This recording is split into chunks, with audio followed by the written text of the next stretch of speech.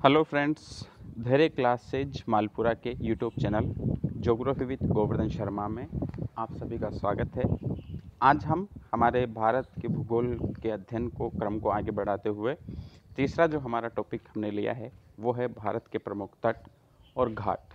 हम जो हैं तट और घाट जो हमारे भारत के प्रमुख हैं, इनसे यहाँ से जो प्रश्न बनते हैं, देखिए हर एग्ज़ाम के अंदर लगभग एक या दो प्रश्न जो है यहाँ से आते हैं, तो हमें इसको विस्तृत पढ़ना है। इसको हम जीवंत ग्राफिक्स के माध्यम से पढ़ेंगे। कुछ महत्वपूर्ण प्रश्न हैं, उनको हम लेते हुए और इस चैप्टर को पढ़ने के बाद उन सभी प्रश्नों को जो है हल करेंगे। तो फ्रेंड्स, आज का हमारा टॉपिक है भारत के प्रमुख तट और घाट, ऐसे पढ़ो जो सफलता दिला दे। आपको वीडियो पसंद आए तो लाइक करें, सब्सक्राइब करें, शेयर करें। नए अपडेट को प्राप्त करने के लिए बेल आइकन को दबाना न भूलें। देखो फ्रेंड्स, कुछ प्रश्न हैं जो हमने इसमें लिए हैं, उन प्रश्नों को हम देख लेते हैं एक बार, और फिर उनका जो सॉल्यूशन है जब हमारा चैप्टर पूरा हो जाएगा उसके बाद में देखेंगे। भारत में कितने राज्य ऐसे हैं जो तट रेखा पर स्थित हैं? देखो फ्रेंड्स, हम ये प्रश्न इसलिए पहले ले रहे हैं कि हमें पता चले कि हमें जो पढ़ना है उसका दायरा कितना रखना है, कितनी सीमा तक, कितनी गहराई तक, या क्या क्या चीज़ें हमें पढ़नी हैं, क्या पढ़ना है, ये जानना अनिवार्य है। भारत की तट रेखा जो है उसकी लंबाई कितनी है? भारत के किस राज्य का समुद्र तट सबसे अधिक लंबा है?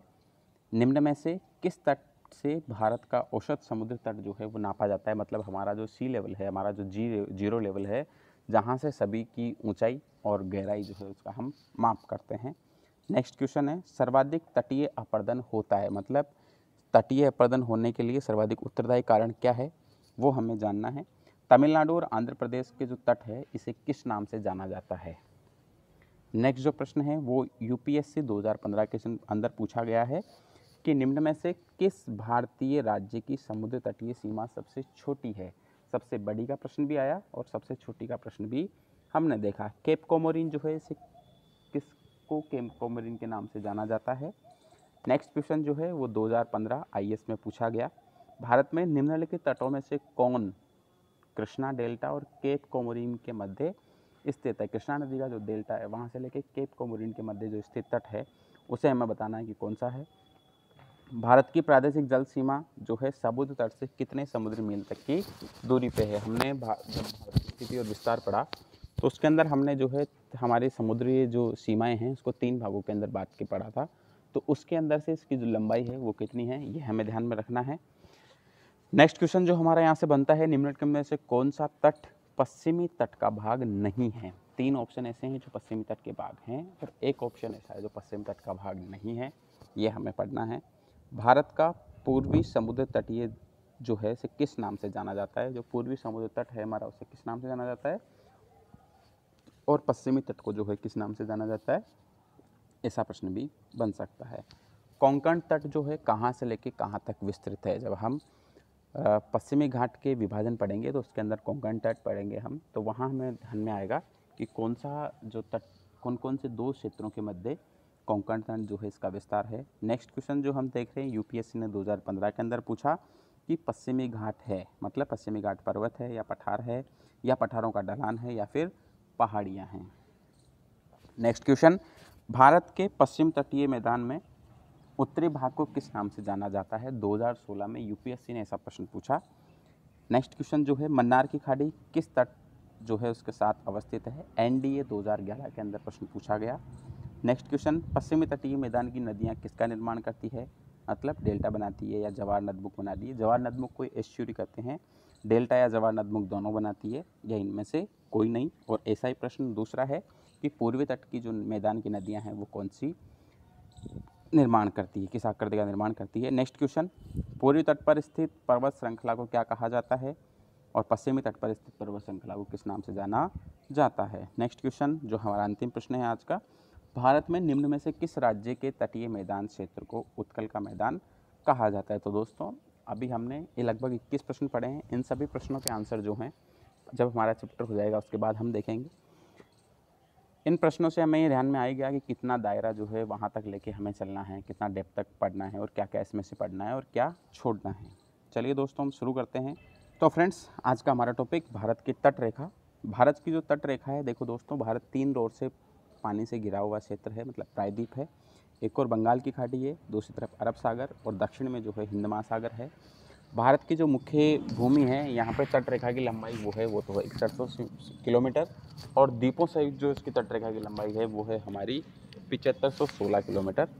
दो प्रकार से हम जो है देख रहे हैं इसको, एक तरफ अरब सागर, एक तरफ बंगाल की खाड़ी और दक्षिण में हिंद महासागर है। भारत के कुल 9 राज्य ऐसे हैं जो समुद्र तट से लगे हुए हैं, जिनमें सबसे लंबा गुजरात 1214 किलोमीटर और सबसे कम जो है वो क्या है, गोवा 101 किलोमीटर है। गुजरात, महाराष्ट्र, गोवा, कर्नाटक, केरल, तमिलनाडु, आंध्र प्रदेश, उड़ीसा और पश्चिम बंगाल हमारे ऐसे 9 राज्य हैं जो समुद्र तट के सहारे हैं। सबसे लंबा कौन? गुजरात। सबसे कम गोवा। गोवा कितना? 101 किलोमीटर। गुजरात 1214 किलोमीटर। हमने जो पहले प्रश्न देखे थे उन प्रश्नों के आंसर हम यहाँ पे देखते हुए चलें कि कौन सा प्रश्न का आंसर क्या होगा। आगे देखिए दोस्तों, सबसे ज़्यादा जो तट रेखा वाला केंद्र शासित प्रदेश है हमारा, ये तो राज्यों की बात हो गई कि राज्य में गुजरात सबसे ज़्यादा और गोवा सबसे कम। अगर केंद्र शासित प्रदेशों की बात हो तो अंडमान निकोबार जो है वो सबसे ज़्यादा है और उसकी लंबाई कितनी है? 1962 किलोमीटर है। भारत के जो तट हैं इसे हम दो भागों में बांट रखे हैं, पूर्वी तट और पश्चिमी तट। पूर्वी तट को नीले रंग से और पश्चिमी तट को जो है लाल रंग से प्रदर्शित किया है। पूर्वी तट पर जो पर्वतमालाएं हैं वो है पूर्वी घाट, और पश्चिमी तट पर जो स्थित है उसे क्या कहते हैं? हम पश्चिमी घाट के नाम से जानते हैं।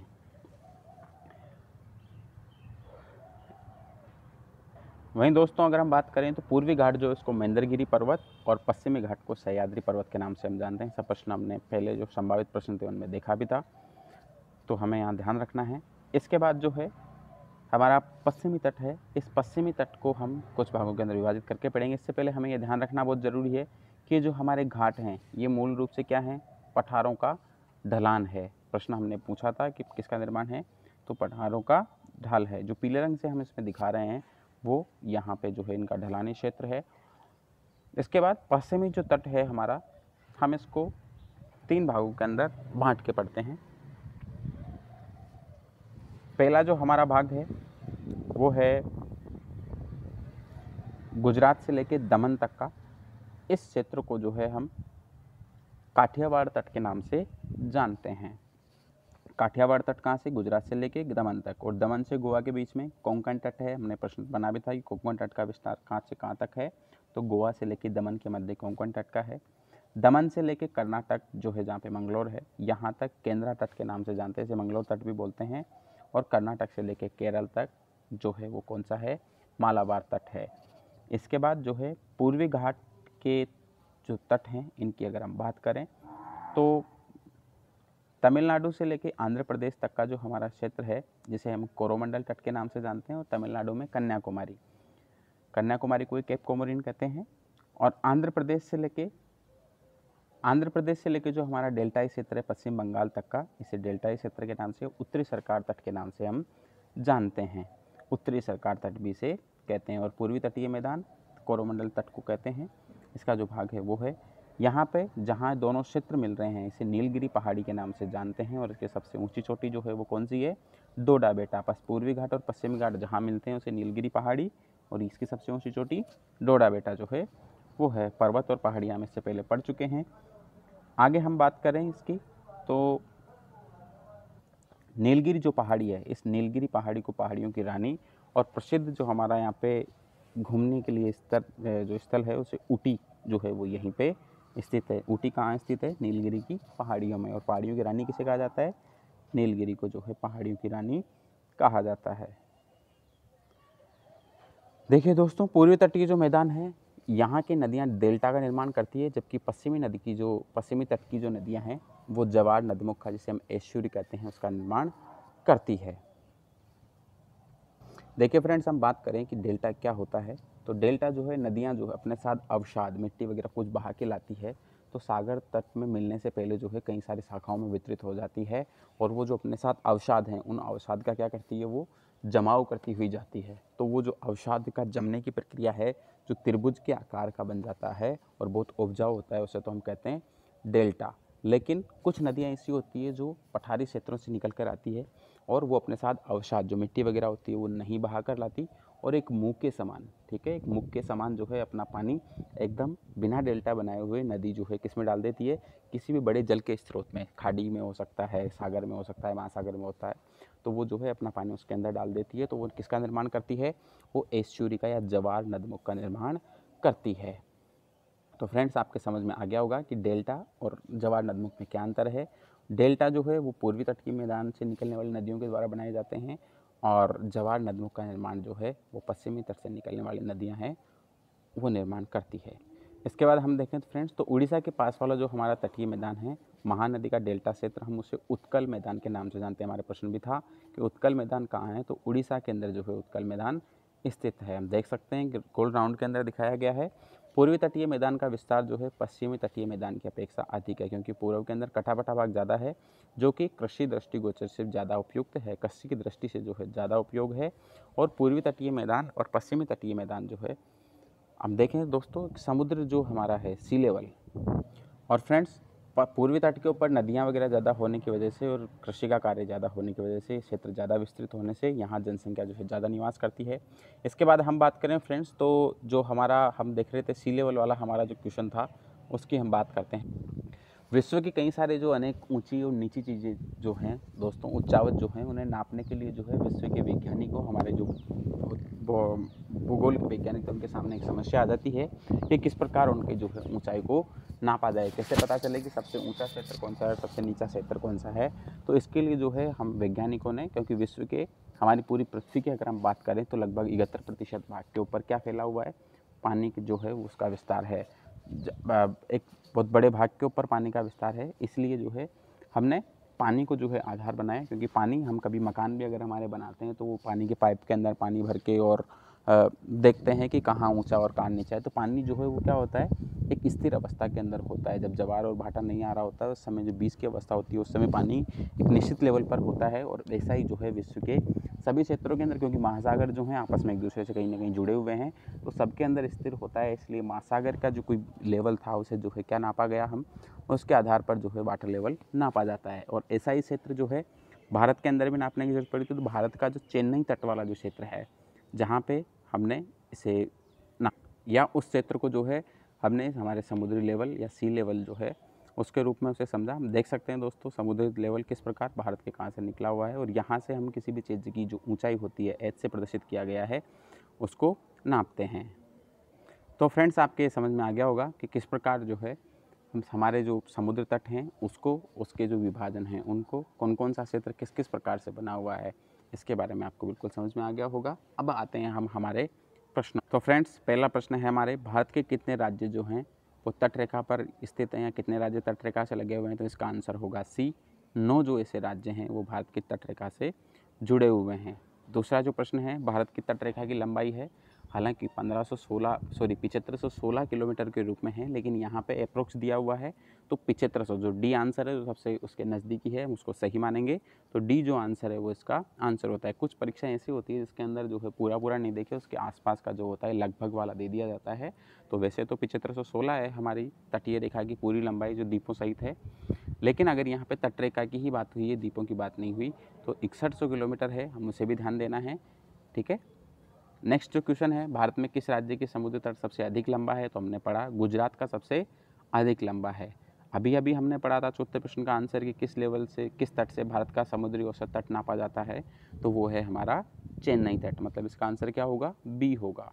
नेक्स्ट जो क्वेश्चन है, सर्वाधिक तटीय अपर्दन किसके द्वारा होता है, तो सर्वाधिक तटीय अपर्दन जो है फ्रेंड्स वो इसका ए आंसर होगा, लहरों के द्वारा होता है। लहरें आती है, बार बार आती है, टकराती है, फिर चली जाती है, आती है, टकराती है और चली जाती है।